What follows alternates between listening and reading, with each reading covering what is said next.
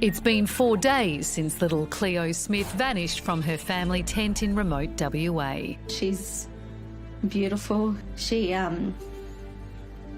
has like the biggest heart. She just so funny. She's everything that you'd want in a little girl to grow up. Her mum and stepdad had given her water at 1:30 on Saturday morning. When they woke at 6, the 4-year-old and her sleeping bag were gone.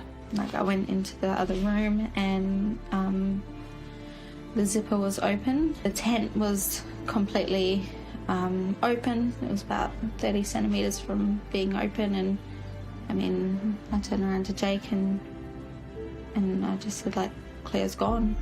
Famous for its blowholes and sparse beauty, Cleo had stayed at the McLeod campsite many times before. For days, authorities have combed land and sea. Today, that search called off due to a growing storm.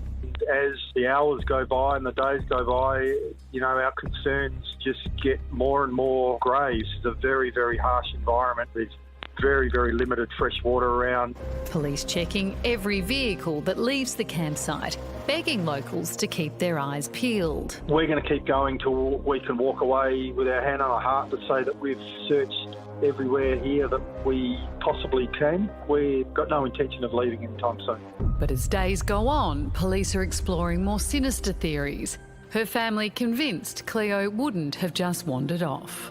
When she left, she was wearing a jumpsuit, and she can't go to the toilet without my help unzipping it and going, and she would never leave that tent alone. Yesterday, police interviewed Cleo's biological dad, who lives 1,000 kilometres away in Mandurah. There's no suggestion he was involved, but as each day passes, the search for little Cleo Smith grows more urgent.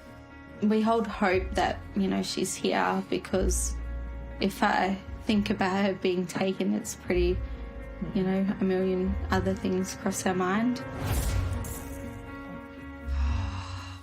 It's hard to know what to say. Yeah. To be told by police that they have to, you know, call off the search for a time because of the weather, you're like, no, every moment counts, you know, but then what can they do? You know, storms are coming in. Yeah, I mean, the only thing I can think to say is we've had good news out of what looked like terrible situations before. It's happened a couple of times lately. We can only pray that this is one of those examples. But beyond that, I mean... It's everyone's worst nightmare. Absolutely. With so much content online, it's sometimes hard to keep up with it all. And let's face it, who has the time? The Project YouTube has you covered with the stories that matter. Hit subscribe for a daily list of the news that you need to know.